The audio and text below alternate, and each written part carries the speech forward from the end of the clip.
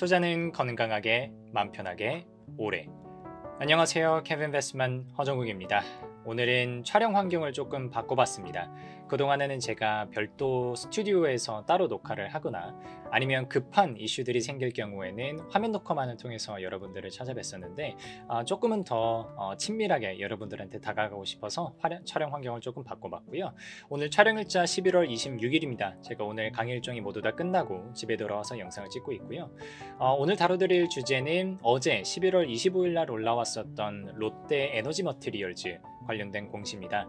하루 만에 4가지 공시가 올라왔고요. 이 공시가 올라오자마자 제 고객분들 중에서 실제 롯데 에너지 머티리얼즈를 예전에 일진 머티리얼즈 시절부터 갖고 계시는 고객분이 계십니다. 그래서 이 공시가 올라오자마자 계속 저한테 질문을 좀 주셨고, 저도 살펴보다 보니까 이게 지금 현재 찌라시가 돌고 있는 롯데그룹의 유동성 위기와 관련해서도 한번 여러분들께서 생각해 볼 만한 지점인 것 같아서 영상을 정리했습니다. 화면으로 가시죠.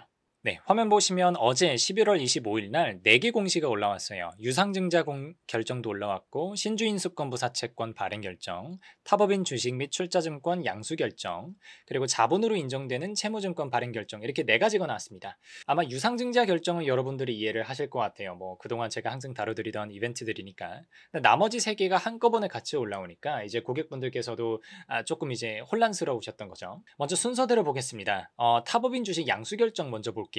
지금 보시면 발행회사 해놓고, 그러니까 롯데 에너지 머티리얼즈가 인수하는 회사의 이름은 롯데 EM글로벌이에요. EM글로벌 주식을요, 양수 주식수 3,300만 주, 양수 금액은 6,500만 주 이렇게 되어 있어요. 그리고 양수 후에 소유 주식수는 8,400만 주가 정도 되고요. 그때 지분율이 이제 100%가 된다는 거죠.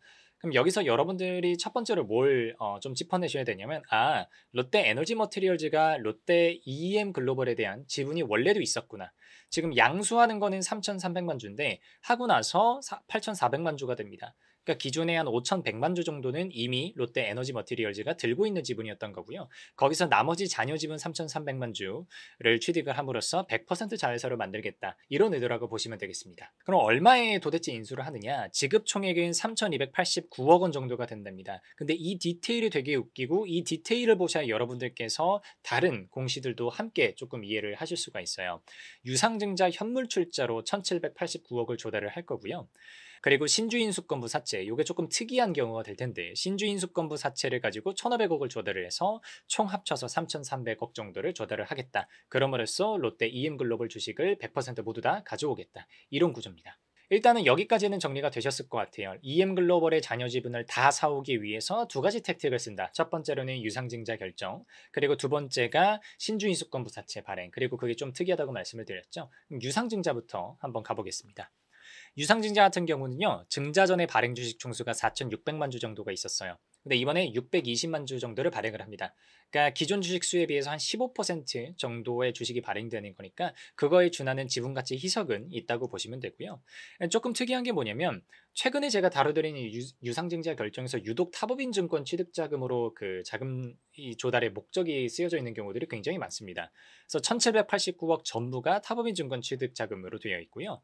제3자 배정증자라고 되어 있기 때문에 여러분들께서 바로 이 제3자가 도대체 누구냐라는 거는 따라가 보셔야 되겠다는 점 강조드릴 수 있겠고요. 조금 밑에 내려와 보시면 신주 발행 계획이 28,600원 되어 있습니다. 여기서는 여러분들이 그래도 조금 그나마 긍정적으로 보실 만한 지점이 뭐냐면, 기준 주가는 27,000원으로 나와 있어요. 일반적으로 유상증자 같은 경우는 현재 주가 혹은 기준 주가에 비해서 할인 발행한다라고 말씀을 드리는데, 이번에는 플러스 5.9% 정도 할증을 했습니다. 그래서 기준 주가에 비해서 신주 발행 가액이 더 높아요.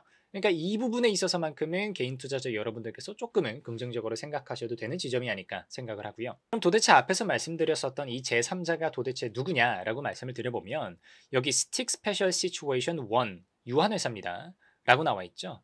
이 친구들이 자기네들이 가지고 있었던 롯데 EM글로벌 주식을 롯데 에너지 머티리얼즈한테 넘기면서 에너지 머티리얼즈의 신주를 받아온다는 얘기고요. 그 신주를 발행을 하면 유상증자를 함으로써 12% 정도에 해당하는 그런 주식을 가져오겠다는 겁니다. 제가 정말 총 그림의 지분 구조가 어떻게 바뀌는지는 맨 마지막에 설명을 드릴게요. 두 번째로 신주인수권부 사채 발행 결정 공시 보시면요, 1,500억을 조달을 하고요. 역시 자금 조달의 목적은 탑업인 증권 취득 자금입니다. 표면이자율, 만기이자율 모두 다 0%. 오늘은 할 얘기가 많기 때문에 이자율에 대한 설명을 조금 스킵하고 넘어가겠습니다. 굉장히 특이한 게 사채 만기일이 2055년으로 되어 있어요. 2055년이라고 하면 지금으로부터 30년이라고 하는 얘기잖아요. 그러면 이게 30년이라고 하는 공시가 올라오는 순간 여러분들은 어떤 감을 잡으셔야 되냐면 이거 영구채구나 라고 하는 거를 잡으셔야 돼요. 이게 보통 진짜 30년에서 끝나는 게 아니라 1차 만기가 30년인데 뭐 29년쯤 됐을 때 회사가 선택함으로써 만기를 한 번 더 30년 연장할 수 있고 그 연장할 수 있는 횟수에는 제한이 없는 경우가 거의 대부분이고 그게 제가 이제 영구차라고 말씀드린 거였잖아요. 이번에 발행되는 신주인수권부 사채 BW도 같은 구조라고 보시면 되겠습니다. 영구 신주인수권부 사채가 될 예정이에요. 행사가액, 그러니까 신주를 한 주당 얼마 인수를 할 수 있느냐라고 보시면 28,600원 확인하시면 되겠고요. 그 다음에 여기 뭐 비분리, 대용납입 이런 것들은 제가 지금 구분하진 않겠습니다. 이건 나중에 BW를 따로 할 때 좀 말씀을 드릴게요.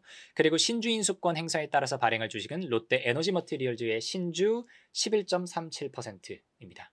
그럼 앞에 유상증자 현물출자를 받았었던 거랑 별개로 또다시 한번 이 BW의 워런트가 행사가 되게 되면 스틱 인베스트먼트라고 하겠습니다. 스틱 인베스트먼트에서 이 에너지 머티리얼즈에 대한 지분이 한 번 더 11% 정도 상승한다. 그리고 리픽싱은 한 번 더 확인하시는데 리픽싱은 지금 주어져 있지 않습니다. 그러니까 이 28,612원이라고 하는 행사가액은 청구 기간 동안 영원히 정해져 있는 그런 구조라고 보시면 되겠습니다. 이율 구조가 어떻게 변하는지에 대해서는 이 만기가 무한인 영구채인 경우에는 굉장히 신경을 써야 된다고 말씀을 드렸었어요. 지금 보시면 발행일로부터 6년째 되는 날까지는 0%예요. 그러니까 0%가 맞는데 6년째 되는 날부터 1년 동안은 연 8%가 되고요. 그 이후로 보시면은 매년 여기서 1%씩 가산한 금리가 됩니다.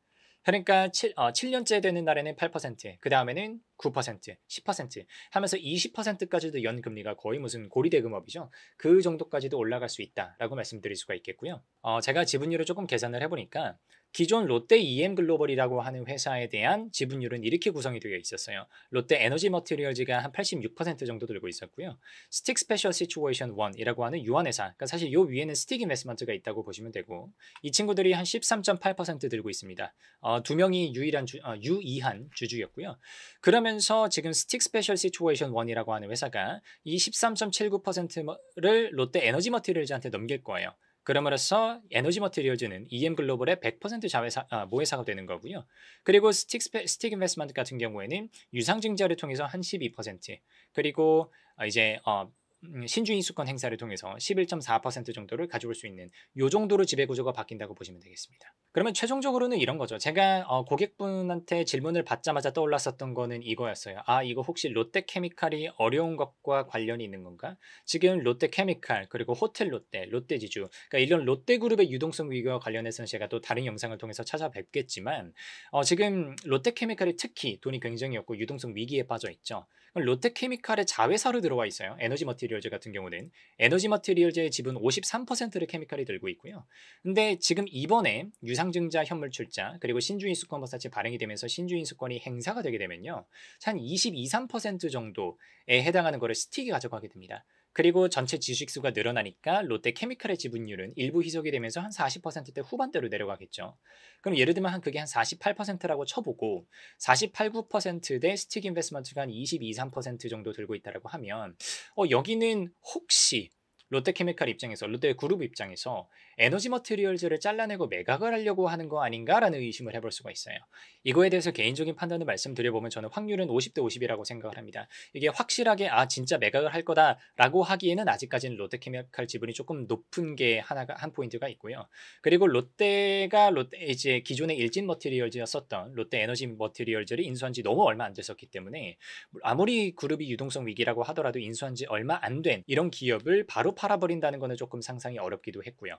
하지만 반대로 또 생각을 해보면 스틱이 가져가고 있는 에너지 머티리얼즈의 지분 한 22% 내지 23% 정도가 상당한 지분율입니다. 그럼 지금 당장은 뭐 48대 23 정도로 더블럽 이상 차이가 난다고 하더라도 이게 나중에 언제라도 에너지 머티리얼즈에 대한 경영권 그리고 지배권을 스틱에다가 매각할 수 있는 초석을 닦아놨다 라고도 우리가 이해를 한번 해볼 수가 있겠습니다. 그래서 아직까지는 확률이 반반인 것 같고 투자자 여러분들께서는 이게 지금 에너지 머티리얼즈가 무조건 팔려나간다 라고 속단하기는 아직까지는 이르지 않을까 라고 생각을 합니다. 그래서 오늘은 롯데 에너지 머티리얼즈 어제 나왔었던 25일날 나왔었던 공시 4개를 쭈르륵 한번 같이 보면서 이게 어떻게 지배구조가 바뀌어가는 건지 한번 설명을 드려봤고요. 조금 넓게 포괄적으로 생각을 해보면 현재 롯데 그룹이 가져가고 있는 유동성 위기와 관련해서도 한 번쯤은 생각해 볼 만한 주제가 되겠다라는 말씀 전달드렸습니다. 롯데그룹 유동성 위기와 관련된 영상은 한번 다른 기회에 며칠 안에 한번 다시 찍어보도록 하고요. 오늘 롯데 에너지 머티리얼즈 공시에 관한 정리는 이것으로 마무리 드리겠습니다. 감사합니다.